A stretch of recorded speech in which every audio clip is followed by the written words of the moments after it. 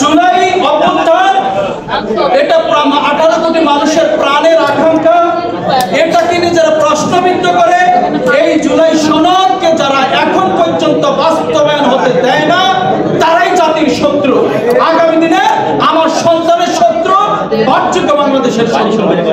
আমরা বলতে চাই এই জুলাই সনদ পৃথিবীর অনেক দেশে সেকেন্ড রিপাবলিক হয়েছে। আপনারা জানেন ফ্রান্সে পঞ্চম রিপাবলিক পর্যন্ত হয়েছে। তার মানে এই নয় প্রথম রিপাবলিককে অস্বীকার করা, দ্বিতীয় রিপাবলিককে অস্বীকার করা কোনোটাই নয়। 71 হচ্ছে আমাদের সভরেনিটি, আমাদের সার্বভৌমত্ব, আমাদের অস্তিত্ব। 24 হচ্ছে আমাদের আকাঙ্ক্ষা, আমাদের স্বপ্ন। কোনোটাকে অস্বীকার করার কোনো সুযোগ নেই। এখানে রাজনৈতিক ফায়দা যারা লুটতে চায়, প্রতিদিন বাংলাদেশে গড়ে 3 থেকে 4 জন দর্শিত হচ্ছে নারী। অথচ পার্বত্য চট্টগ্রামে একজন নারী দর্শিত হয় না। বাংলাদেশকে বিকলাঙ্গ করার ষড়যন্ত্রে লিপ্ত আছে একটা দর্শনকে কেন্দ্র করে।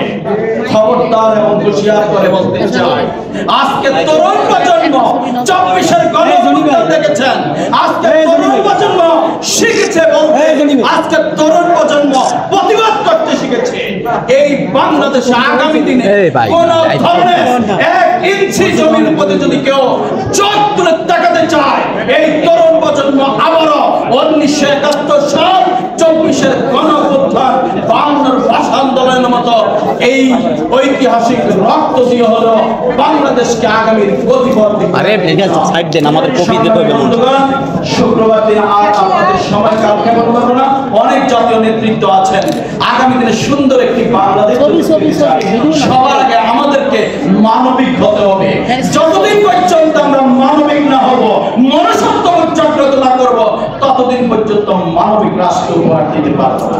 আসুন মানবিক হই, গণতন্ত্রের প্রতি যাত্রা শুরু, বিজয় আমাদের সুনিশ্চিত। আসসালামু আলাইকুম।